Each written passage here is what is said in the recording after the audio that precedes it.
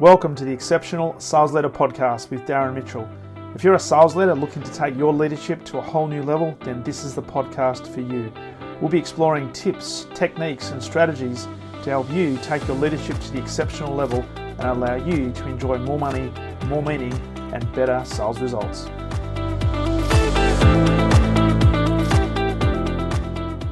Welcome back to the Exceptional Sales Leader Podcast, and a very special welcome to a lady coming in all the way from the Netherlands. There's a big time difference. It's a Thursday evening as we speak here in Melbourne, and Thursday morning in the Netherlands. Really looking forward to this conversation, and a very special welcome to Aleksandra Plazinic. How did I go?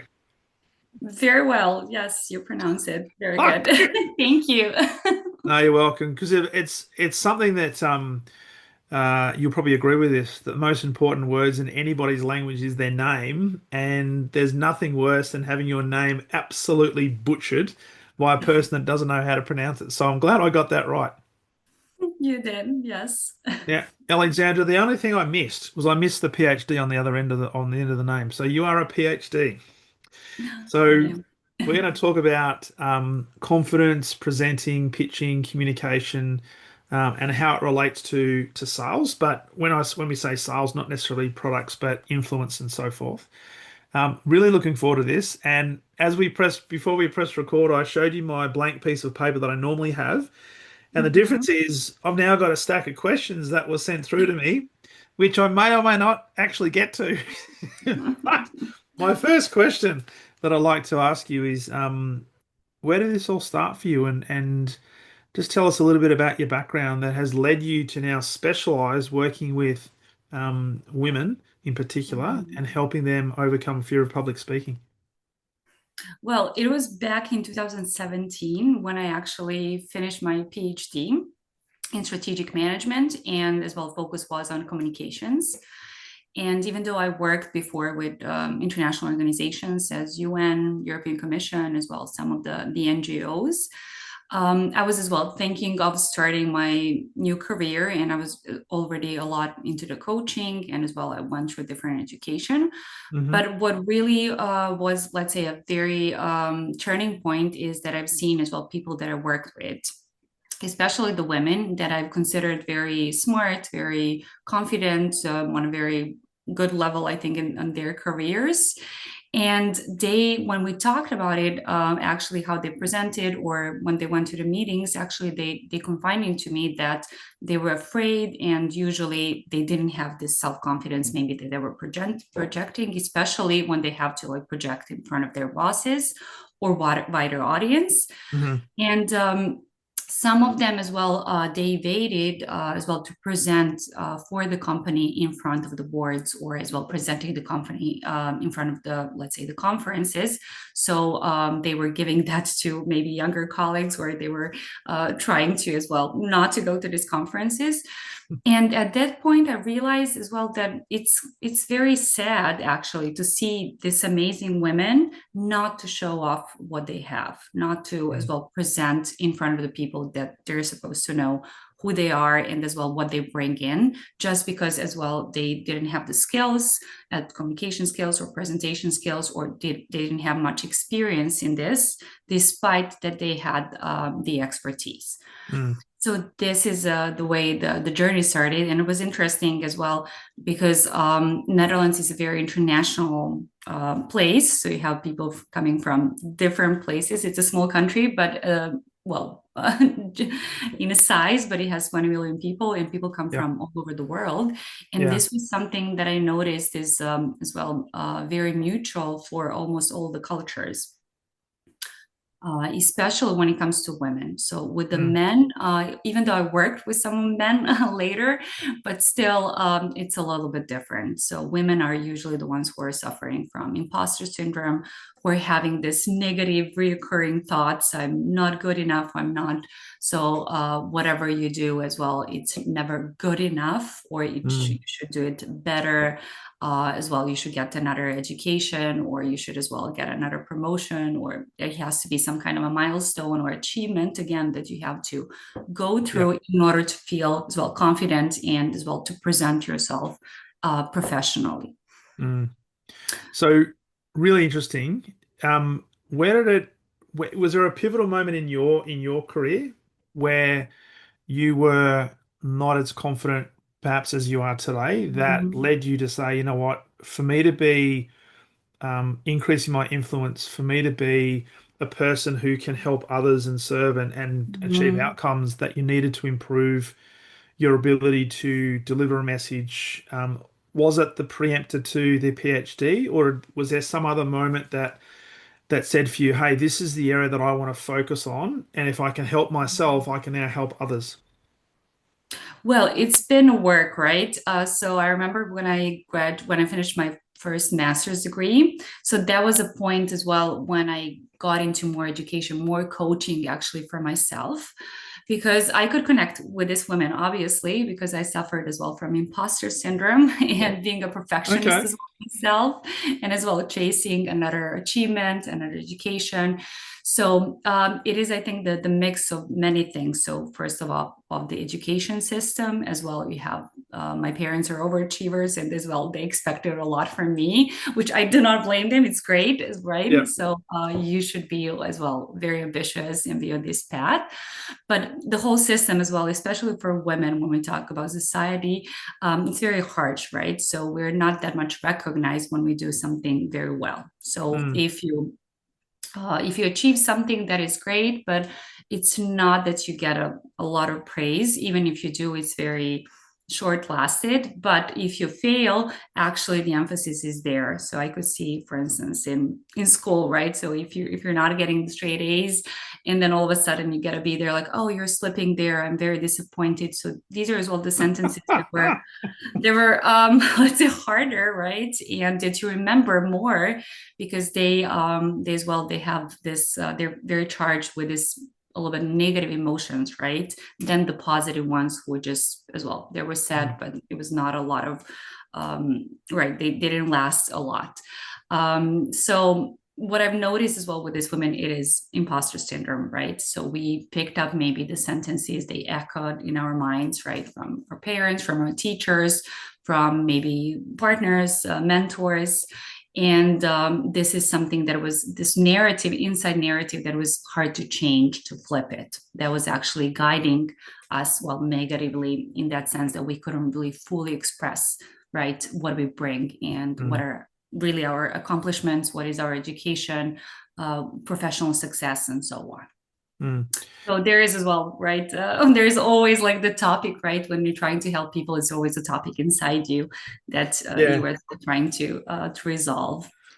Oh, absolutely. And having two parents who are overachievers that probably either implied pressure or maybe provided direct pressure, and the expectation, it would have been difficult to Mhm. live up to that. But did you feel as if that put extra pressure on you to get everything right when it came to not just your studies, but also when you're articulating and then presenting to others?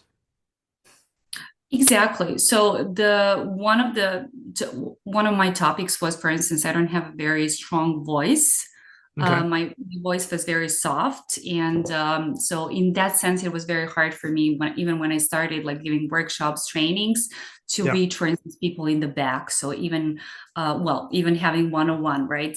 My voice is very soft. So sometimes as well, people have different, right, perceptions. Then they think of you as a little girl, not a very as well professional person, right? And despite the age, despite the education and accomplishments. So for Yeah. instance, I had to very work on that.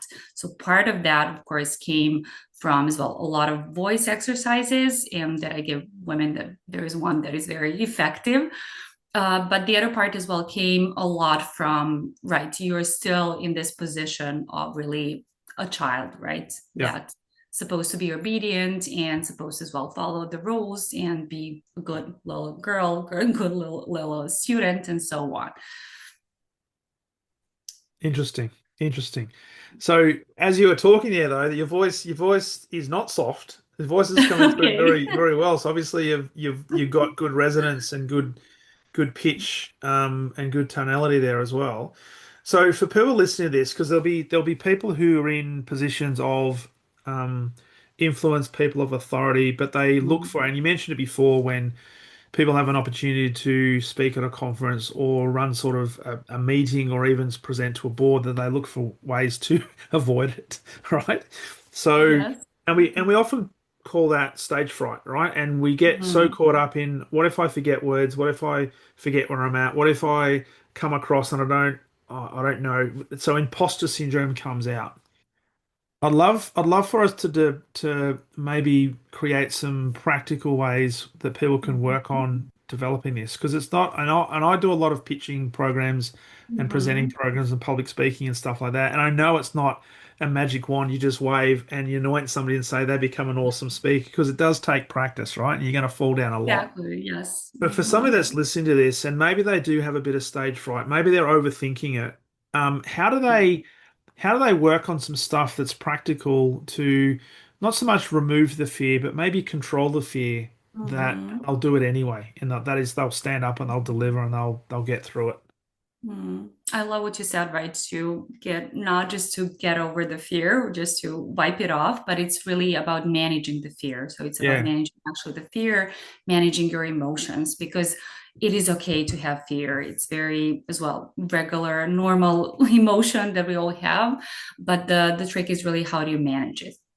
So, Yes. well, for the listeners, we can as well, if you have the stage fright or fear of public speaking, I want you to as well measure it. So let's say if you're just called up right now Hmm. to speak about something or present to you like at the stage or for our listeners. So I want you to measure it, right? So is it from 0 to 10? So how high it is. So okay, if I was about to speak at the conference now, would I feel comfortable or would I be right very afraid, like from nine, Yeah. 10? Yeah. Or I would be, no, it's fine. I can just go up and nothing happens. Yeah. So, because if we cannot measure something, then we cannot really progress, right? So this is as well the rule of the business that we, Yeah. we're always taught. So some people would say, okay, 0, like I don't care, but really it's not as well the level that we want to have. So it's great that you're not afraid, but as well 0, that means there is no excitement, right? There is Mm. no this positive emotion. So 0 means, right, you're stuck in your couch, you're watching TV, you're totally relaxed, Yeah. which is not the state that actually you want when you're presenting or when you're pitching. Mm. Because you want to be in what we call the elevated state of consciousness, right? Yeah. So we want as well our body, mind, emotions to be turned on, right, charged, and we're ready as well to present something. Something is really important. Yeah. So the good amount of fear would be around 6 and 7. So that means that is manageable. That is something that probably you're very excited, right, to be at the conference, to present your ideas, to meet people as well. And then if it's very high, like 8, 9, 10, that could be crippling. So this is what we call, right, the stage fright. So maybe if somebody pushed you on the stage right now with Yeah. this level, probably you would have had a meltdown, or you would have frozen, or you would be re-traumatized as well, because it can be very as well serious. Sometimes you hear this advice is just do it, right? So it doesn't matter, Yeah. you're afraid, it's like I'm going to push you, Do right? it Just anyway. do it, it's going to be fine. It depends, right? Yeah. So it depends. If your fear is around 6 or 7, maybe it would be good, like if you got this extra push.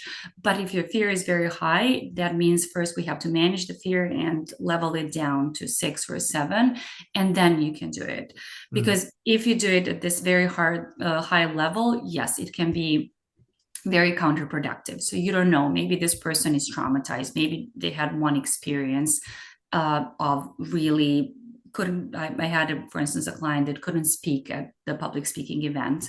Her voice just disappeared, right? So this is Disappeared trauma, completely. right? She couldn't, Wow. she just lost her voice. And she was traumatized because of that. So imagine, like, she has very high fear and you just Yeah. tell her, okay, just do it again. No, it would be even worse, right? Yeah. um, so that's why we have to manage that one and bring it a little bit, right, to 6, 7, and then right, the person can step into it. So when somebody has that sort of an experience where they lost their voice, which can be very traumatizing, because it then is, oh, Mhm. all these people are looking at me and I can't speak. Mm. it's almost like then a trigger because the next opportunity they have, they're going to be that's almost like an anchor point where they'll just remember that and all the emotions come back and they're probably likely to have their voice removed again. Exactly. How do we work through that? Is it a case of starting small and instead of going to that big stage where that trauma maybe happened, is it starting on a smaller scale and just maybe talking to one person or two people or talking to a room that doesn't have any people into it, talking to a camera? What are some, because Mhm. you can't go from, I don't believe you can go from necessarily zero to hero and overcome that fear. Mhm. And you can't, as we just said, just say, go and do it and it'll be okay. Exactly. There needs Yeah. to be steps in that. So, for Mhm. the person that perhaps had that level of trauma, was there specific smaller steps that you helped her through so that she could get a level of confidence that when that opportunity represented itself, she didn't have that trigger? Mhm. Exactly. That's what we did. So first, actually, we did it right with the coaching session on one-on-one. So Yeah. because what trauma is, it is in this particular case. So you have a situation which is a right regular situation, and then it's charged up by negative emotions. Yeah. So, and they're actually put in together. So that's why it's a trauma, right? We can always remember sometimes some negative events more vividly than the positive ones. Mm. So once we actually separate that you have an event and you have emotions on the side, then we can work with that. Hmm. So what we did in this particular case, I had to actually give her different experience, or actually she had to give herself different experience. So there's a technique that I use. It's called generating new behavior, or you can say generating as well new experience, where actually we prepare our mind, body, and emotions right for a different experience. So Hmm. she had to, in a way, relive this experience, but as a new person. So not as the one who lost her voice, but the one who really had the most amazing experience there. So you're saying there that she had to almost create a new version of herself or a new identity, or was it a character that she stepped into? So both, right? Yeah. You can do that. So even some of the famous as well celebrities do that. When you see them on the stage, they're in the new persona, right? You're playing the Yeah. role. I think Yeah. everyone of us plays different role, right? If you're home, if you're with your friends, if you're professional, as well presenter and so on. So this is as well part of it. You get into your role. You can get Mm. into the role being the most entertaining speaker or the most confident speaker, right? Or you can, okay, say, okay, I'm just taking this behavior that I really like, and then I want to implement that in this particular situation because it Yeah. serves me better than, right, being in the other one that obviously was traumatizing. Love that. And it's almost modeling excellence and strategies from a Mm-hmm. character you want, which is a very deep NLP technique that actually works because you rightly said that there is a lot of performers and Mm-hmm. often a lot of comedians, and some of the best comedians in the world are absolutely introverted. But when they get on Yes. stage, they look completely Mhm. the opposite. Yes. I'm always surprised with that. It's But it fascinating. is true. We have different roles. We have different as well behaviors. Yeah. Here with this technique as well, you're really stepping. So there as well physical, let's say exercise, where you really have to step in physically. Mm. So not just in your mind, right? So visualizations are powerful, of course, but you first visualize actually the perfect scenario and you step into that. So with Yeah. all your emotions, so with all of your body postures, right? Mm. Your mind, how do you feel? How do you stand, who you are, right? And then you see everything that is supposedly happening, right? Your audience, your stage, and so And with that, do you see on. people changing their voice with that? Or does their Mhm. voice naturally come out? Because the reason Mhm. I ask that is sometimes I've seen people who, when they jump on stage, they have a different voice to when they're off stage. And Mm. they often go into sort of a, as we just said, a character mode, but it's not naturally how they speak off stage. Mm. So for somebody that's doing that, do you see people that, and it's not so much changing their accent per se, but maybe it's Mhm. the resonance or the depth of their voice or the speed of their voice that changes. Definitely, definitely. That's why it's interesting, right? Because as well, my voice would be very different. If you're angry, right, or if you're afraid, then maybe you have a very high pitched Mm. voice, right? Because you cannot really breathe. It's so that's why it's very connected to our body. So once you as well set these parts differently, then definitely the voice changes. It is sometimes incredible, even the mindset. So you ask them, okay, what do you think about this, let's say, stage? They're fine with it, or Yeah. audience, right? They're my friends. So there's a immense shift which you wouldn't expect it, right? So even like a minute before that they would say no, like I'm so afraid, I cannot do that. And then once you change like these parts, it's a total change, right, of the character, you can say, in that moment. And the thing that I wanted to let people understand that are listening to this is even when you're in a different character, you still have the level of maybe that's a level of anxiety because you talked about the scale of 0 to 10, but Mm-hmm. it's the self-talk you have and what you make that mean. And I remember listening to a podcast that Mel Robbins did many years ago, and she was Mm-hmm. describing when she gets on stage, she uses the same technique, but Mm-hmm. the physiological response that she has just before she goes on stage is exactly the same if she's feeling really nervous and anxious or if she's really excited. So she gets the Exactly. tingles in her fingers, the hairs on the back of her neck stand up, the sweaty palms, the sweaty underarms. But then at that moment, she talks about how excited she is for what she's about to share with an audience, and all of a sudden, different chemicals start Mhm. to flow into the body, and then she steps into that character. Exactly. Hmm.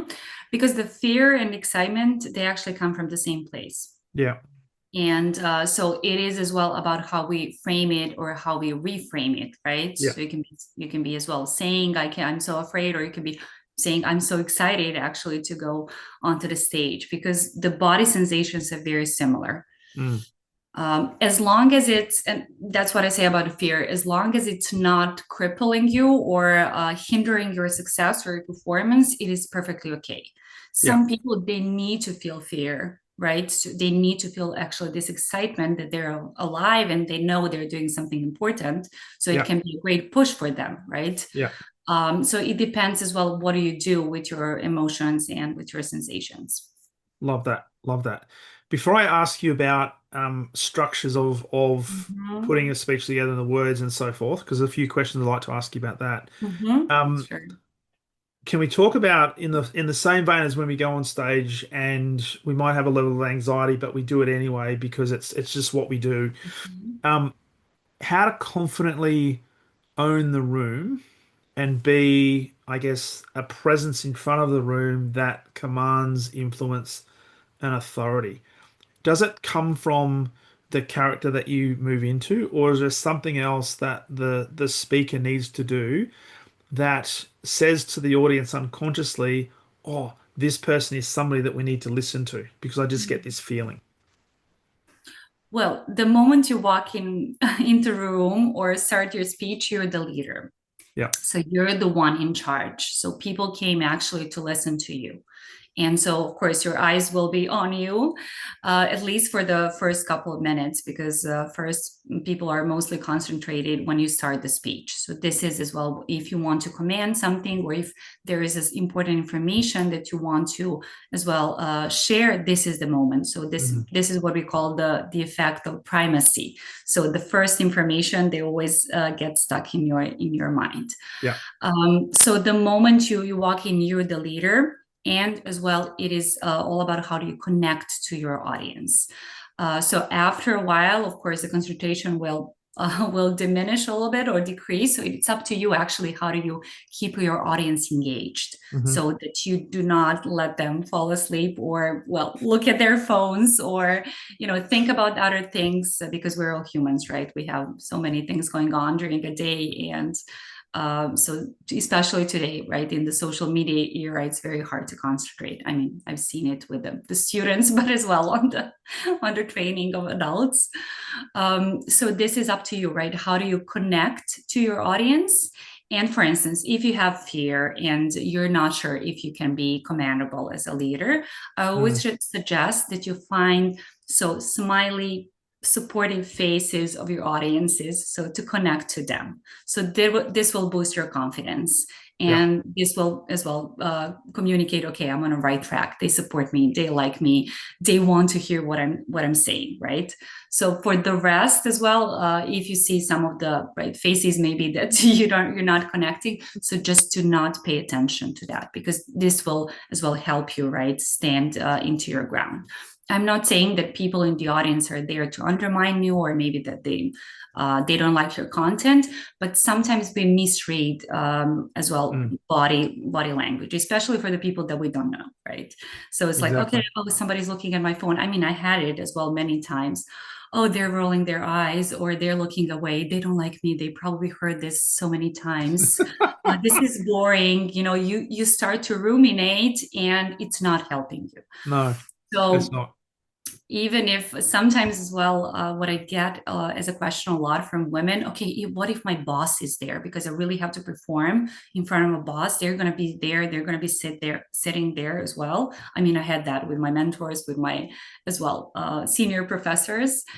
So my answer as well to that is just ignore them in a way, because as this audience that you don't feel comfortable, find the faces of the audience that you feel they're supporting you, they're nodding your head, they're smiling, and connect more with them. With the rest, just try to as well shrink them as well. There is a nice yeah, exactly. Physically, this is a nice technique that I like to use, and usually my clients are laughing with that, because it really helps. So if something that we are frightened of, usually it appears very big, right? So when you close your eyes and we're thinking about something frightening, probably it's very big, or something that's very important, like, I don't know, chocolate, if you like it. And then something that we are not very connected to, then it appears in a mind like very, very small. So our mind actually packs our experiences in situations in these little packages. So with a person that you think is very important and that gives you chills, just shrink them physically, just take them and shrink them to the size that is comfortable, right, to you. So take your boss, okay, maybe it's 2 meters, just shrink them to, I don't know, 10 centimeters, and place them somewhere right in your mind where you place, I don't know, broccoli or carrot, something that you're not keen on eating. So this will help you, right, detach, right, from this person, so that you're not giving as well all of your presentation to this person, right, that you're trying to as well please them, trying to get the approval, because this is something that puts you in a very inferior state, and we want the opposite. Well, that's what I wanted to ask you, and I completely concur with. There'll be people in the and every time that I've gone onto a stage or I've done a workshop, I have this belief that there'll be people in the audience that want me to win because they're there to learn, all right? And I'm there to serve them. So yes, you're going to have some people who will be on their phone. Yes, you're going to have some people that are going to be rolling their eyes. But I've always had this fixation that, well, my belief is I'm not there to prove to them that I'm worthy of being listened to. So I've got nothing to prove. Whether they like me, whether they don't like me, that's on them. And quite frankly, and I say this respectfully, I don't care, right? Because they're going to have their opinion anyway. What I'm going to do though is I'm going to give my best performance that hopefully will transfer some knowledge to them to help them in whatever the quest is that they are on, right?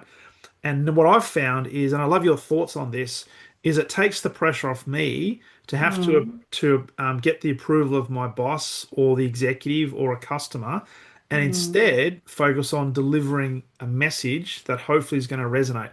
But I have no control over whether it's going to resonate or not, and I'm okay with that. Absolutely. What are your Absolutely. thoughts on I that? love that as well.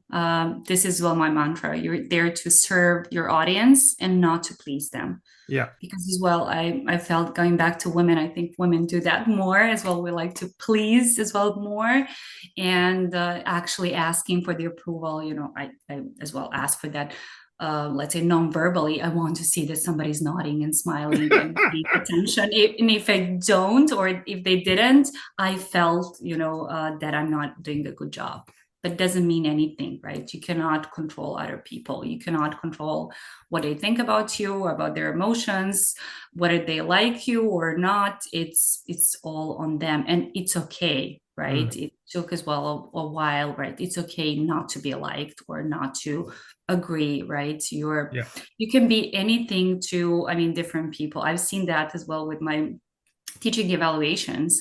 We're on this spectrum of anything. I can be the most amazing, inspiring, motivating, the best lecturer they ever had, to decent, fair, to the worst as well. I got those as well. To the worst course, worst person, worst lecturer they ever had, not taking a course anymore. And I got used to it. It's okay. People have as well their reasons why they leave that.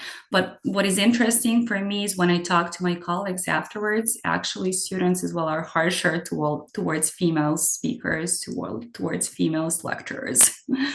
So this Really? is And irrespective yes, of whether the yes, student is a female or a male, exactly. it's gender neutral, Yes, but they, yes, well, that's fascinating. Why do you think that yes. might be? Well, no, we didn't really like dig more into that, but it's I don't know, it's as well something culture, something very embedded in our Okay. human nature, that men as well are more, let's say, dominating, Yeah. more into the, let's say, the natural right roles of being what others need to do and so on. Yeah. So, but this is as well, yeah, this would be something to really dig into. Why Yeah. is that? But I Maybe was there's another PhD for you, Alexandra. what is it? Maybe there's another PhD for you. You can do a study on why that's the Yes, case. postdoc. Definitely. So, just along the lines of the influence in a room, in an audience, whether it be a large audience or a small audience, love your thoughts on preparation, but Mm-hmm. also the delivery. And Mm-hmm. I've seen many people deliver presentations where they literally read a speech. Yes. And then I've seen others that deliver a presentation where all of the presentation is on a PowerPoint slide behind them, and they turn around and look at that, and they don't look at the Yes. audience. Right through to, I've seen people walk on stage and deliver a 30-minute, half an hour, sometimes 2 hour um, training or keynote with no notes whatsoever. And Mm-hmm. what's what do you typically teach the women that you work with? How to get, is it utopia where they can get onto the stage, command the stage, own the stage, and not have to rely on what to say because they know it so well they can just have a conversation? Mm-hmm. What are some tips? What are your thoughts on that? Because there are a lot of people that be listening to this that have to do presentations, but they tend Mm-hmm. to read it because they want to get it right and not forget stuff. Right. So, well, as you said it, I still see that a lot. So that by PowerPoint, right? So that everything is written there, and then the person is a talking head, right? So do not be a talking head, right? Yeah. So what happens there? What you said it right? They're turning towards the PowerPoint, reading or focusing more on the PowerPoint, connecting more to the PowerPoint than to their audience. And the point of any public speaking is that you connect to your audience. That is the most important thing. Of course, with your content that you will prepare, but not having everything written down. Yeah. So the PowerPoint should be used as a crutch. So, right, to have some of the key ideas, and actually PowerPoint is for your audience. Hmm. It's not for you, right? So your audience can read off the slides, they can see the picture, or they can see some of the points, and it can help you, right? Okay, this is the main point. Okay, this is the topic that I'm now moving to, which is fine, right? Hmm. But when it comes to as well, if we're talking about PowerPoint, so it has to, okay, keep it short and simple, of course, with less words, with more as well images, more graphs. So this is as well what will resonate more quality as well images, because this is as well how you connect and command as well to your leadership and to as well the quality. This is subconsciously people as well connected to the quality of your presentation and your content, right? If your Yeah. images are blurred or not very high quality, they connect that to your professionalism as well and how competent you are in what you say. But in general, so it depends, right, on on the level. What I teach is the structure, right? So I think the structure is very important. Once you know your structure, then you can as well very much work on that. So I'm not for that to be a talking head, because you're not projecting your authenticity, you're not projecting as well your energy, so you're just reading. So then there is no difference if I'm reading it or some TV anchor or a robot, right? So there is nothing, right, more that audience is that you're giving the value to your audience. When it comes to the structure, so there is the most simple one that you can implement. So first we have to have introduction, body, and conclusion. So this is as well maybe that you've heard before. So tell them what you tell them. In the body, tell them, and then in the conclusion, tell them what you have just told them, right? Yeah. The reason for that is what we spoke of. So we have the primacy effect. So this is an introduction. People remember mostly what you said, and we have as well recency effect. So what you said the last in your conclusion, I think it's that is very important for sales. So if you want to sell something, right, or if you want to invite a person, okay, afterwards, come see me. Let's talk about my company. Let's talk about my product. Do it in the conclusion, because this is something that people remember the most. Because once they leave, this is information they will remember, and as well and in your introduction. In the body, they may have or may not remember everything, but that is okay. That's why you want to restate everything that is important in your conclusion, and as well introduce it right at the introduction. I love that. And I love the primacy recency effect, because it happens all the time. Do you have then, with the tell them structure, do you have some ground rules around how much content should be put forward in a pitch or a presentation or a keynote, because of that primacy recency effect? And you want to make sure we maximize the retention rate, so not to overload the audience with too much information. Do you have sort of some guiding principles around that, in terms of what's just enough versus too much information, or does it depend? It depends, but for me, the key is to answer very burning questions. So what your audience wants to know when they're sitting and listening to you, it is the burning question: what's in it for me? So why are they sitting there? Why they're listening to you? How does that solve their problems? Or how does that entertain them or educate them? Or what are the other reasons, right, that they might have? And then what is important, what I use is called format technique. So that is, you have the 4 questions that I advise you to answer already in your presentation. So this is first is what. So around 20% of your audience, actually, they want to know your concept, your theory. They want to know as well about your company, about a product. So this is as well what you will give. You can give that actually in every paragraph, right? In every piece of information that you're presenting. Then the question is why.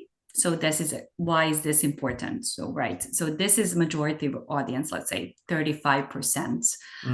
They want to know why, right? Why is that important as well? Why they're listening to you, how, in a sense, right? How does that solve their problems or issues? And then we have the question how. So this is around as well 25% of our audience. And they want to know how they will solve the problem. So you have to give them the strategies, the techniques, the instructions, the very as well, let's say you're presenting the product, right? So how they can use the product, as well, how, again, that solves their problems, and so on. And the last one is actually for the ones who are still doubting your presentation. That is, do you want to answer the question, what if?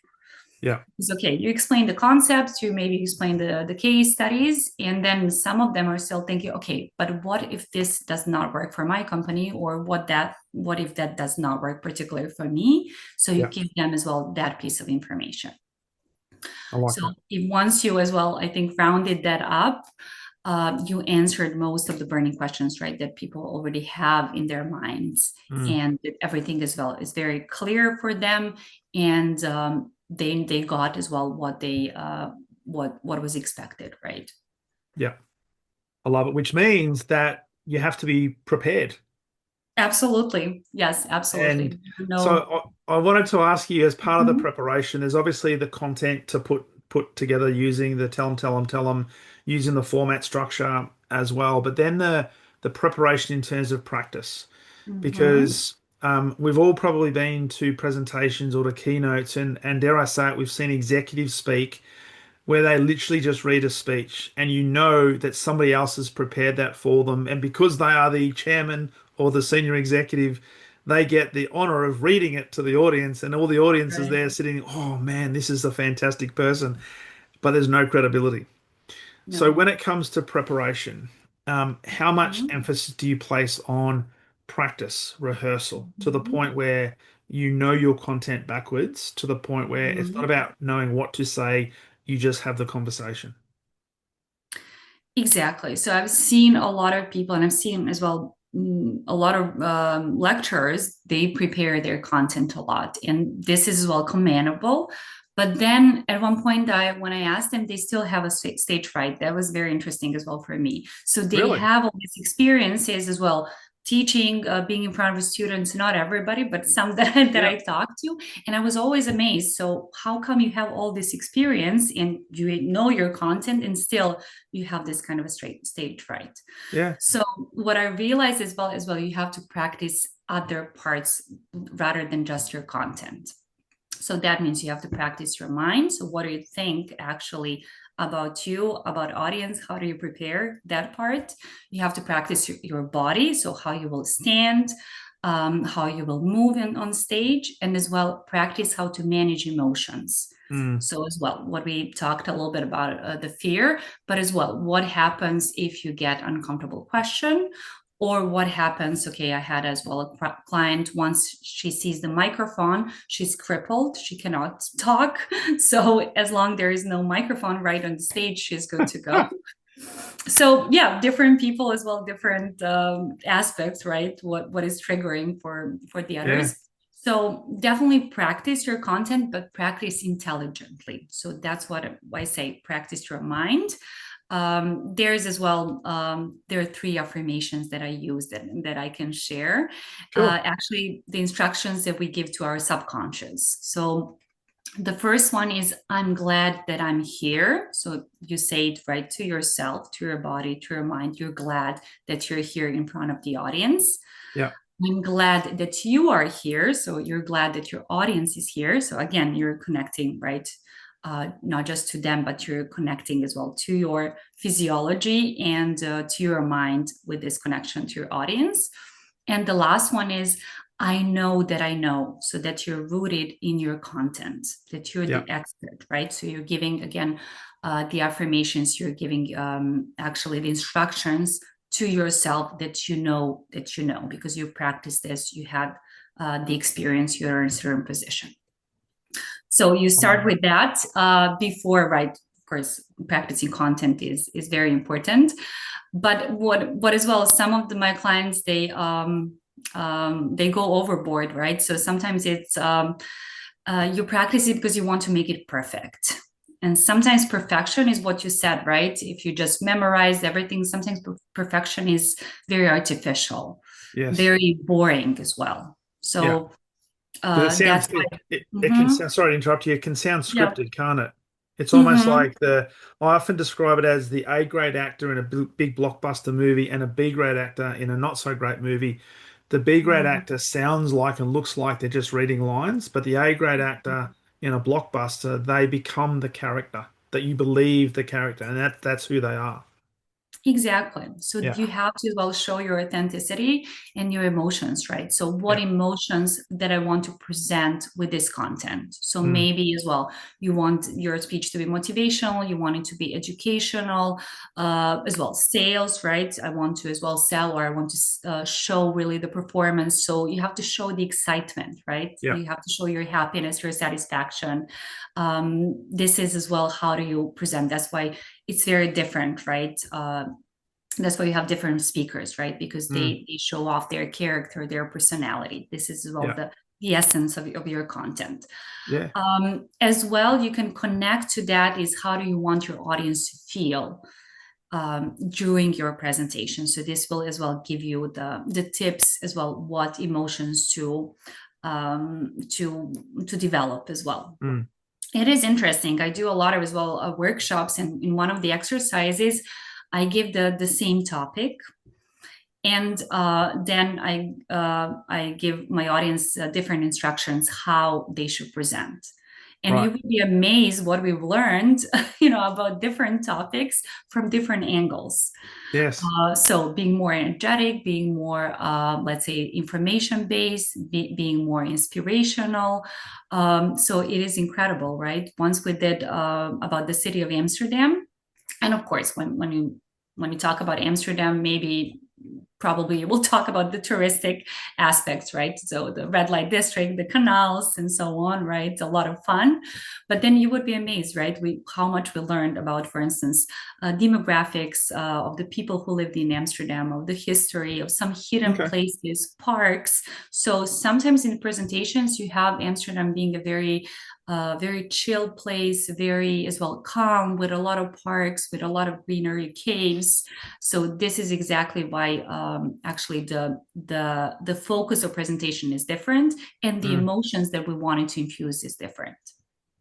So with that, I wanted to ask you a question then about the analysis of the audience Mm-hmm. and how much of that is part of the preparation to the point where you have an understanding of who the audience is, what they're looking for, so you can answer that question, what's in it for them, Mm, and then understand what character I need to bring to the stage so I can deliver that, what's in it for them.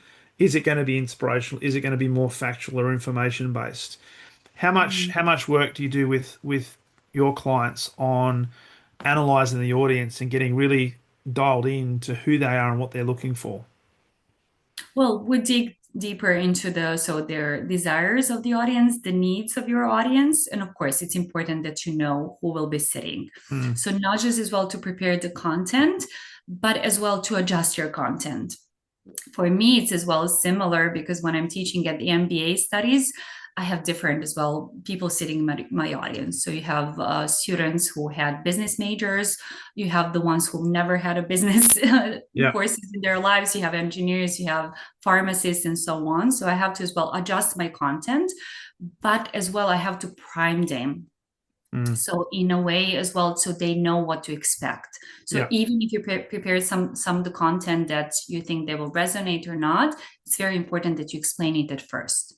So you're saying, okay, maybe you will hear a lot of things that is familiar to you, or maybe you've never heard this topic before. So for my business students, okay, you can be a little bit patient, and as well feel free to share your information as well, and in that sense utilize your audience, right? So I had as Nice. well audience that is more experienced than me in some of the Yeah. topics, and I think Yeah. it's very important that they're involved, right? So they can share their experience as well, their expertise, which is great, so everybody is part of the learning process.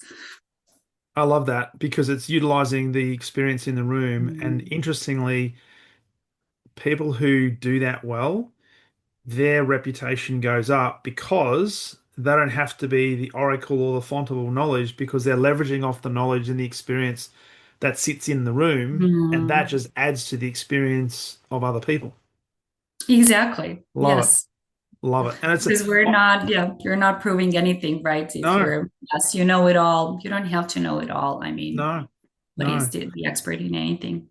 So I love that, and I'm glad you brought that up. There's one burning question I've got though for you when it comes to presenting, and you might have done all the preparation. You might have done all the audience analysis. You might have looked at all the people who are giving you nods and the sparkle in the eye, and Mhm. minimizing the people who are the ones that might be there to not be your biggest Exactly. critic, biggest advocate. But what happens when mid mid presentation, or you get asked a curly question that it just dumbfounds you, or you forget something, right? And it happens a lot. Are Hmm. there techniques or principles when you lose your way or you notice that the audience is not on board, they're not resonating with what you're talking about, and you can see like this is a car crash that's getting worse and worse, and the harder you try, the worse it becomes. It's happened to me many times. But is Mhm. there a key principle or some things you might be able to leave us with to help people that if they find themselves in that situation, what can they do to Mhm. recover? Exactly. It's important, yes, because it might as well happen. And this is as well, how do you manage, right, your Mm, emotions? And they can appear, right, anytime they can be as well triggered. Well, first of all, it's important to recognize it, right? To say, okay, this is a, I don't know, a nod, or this is a glance of the phone, or this is okay, my audience is not very friendly. So recognize it, but as well, don't panic. It's fine. And then the first thing that you can do is to breathe, right? So we mm, always forget about the breathing, and so you can take a very deep breath, right? Diaphragmal one. So from your stomach, so to connect again, so to bring back actually your as well connection from the mind to your solar plexus, where is your self confidence to the body. So you yeah, can do a little bit of the rounds, right, of breathing, but the most effective one is that you breathe in counting to seven, and it can be very short breaths, like when we're when we're crying. Actually, this is our body is trying to soothe us, so this is a yeah, very soothing technique. And then you breathe out. It's okay to take a pause, right? So maybe you need a pause, maybe sometimes you need multiple pauses, right? yeah, Or a break, or 5 minutes, or you can as well always take a glass of water. And it's okay. Sometimes when we think it's a very long time, when we're thinking, actually it's not. For our audience, they're not very noticing that. yeah, The reason for that is, right, it's a spotlight effect. So everybody, even though right, you're thinking, oh, I'm not doing this very very well, or I'm missing this part, or my, I don't know, my laptop is not working, everybody's noticing. Sometimes it's not true, right? mm, So maybe your audiences actually haven't noticed that at all. So do not trust, right, every emotion. So because as well, emotions come and go. Do not trust every as well reaction of your audience. But if you feel uncomfortable, so as well, take a glass of water, start breathing. And my favorite as well, you can always adjust your body.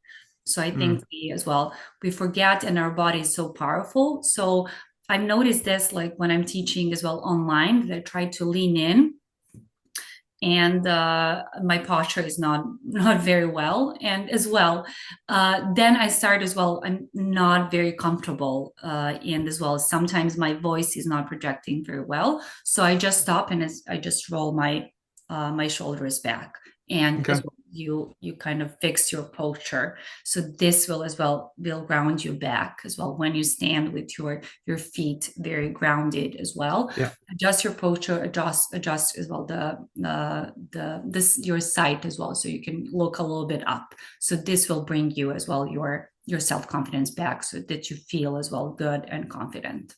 Yeah. Love it. Love it. It's happened, and if people are listening to this and it's never happened to, you haven't done enough presentations. Because No, it's expect, yes, exactly. What's important, you have to expect that some of things will happen. It's yeah, okay. So I always say, like, prepare for the best, right? But as well, prepare for the worst, and it will be something in the middle, and it's yeah, okay, right? it I is. had, well, many different experiences. It is. It is. Hey, it's been an awesome conversation. For people who are listening to this, if they want to connect with you and learn more about what you do, where's the best place for them to do that? Well, they can check out my website, and as well, I can share with you as well some 3 steps that they can prepare for public speaking. So Mm-hmm. it's a very short guide, so something that if they missed what we talked about. Yeah. And as well, you can always add me on LinkedIn. So these are 3 as well good places where we can connect. But I'll share all those links with you, so as well they can see it here in the podcast. Nice, nice.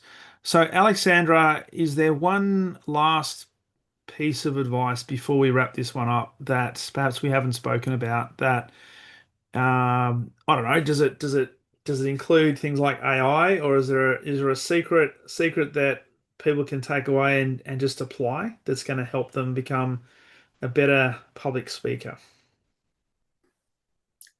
Well, just as well, if they apply everything we talked about and really work on their authenticity. So be who you are, right? But as well, working on yourself, but as well, embrace your body, your mind, your emotions. And as well, the more you are in your authenticity, the more as well the others can be authentic. And this is as well more that you connect to your audience. I love that. So a great way to finish, because what the message there is, and I don't want to paraphrase you, but what I heard there is don't try to be somebody else. Just try to be the very best you that you can be, because that is going to be more than enough. Absolutely. Thank Brilliant. you. Thank you so much, Aleksandra. It's been a pleasure having you on the podcast, and keep up the great work. Thank you, Darren, as well.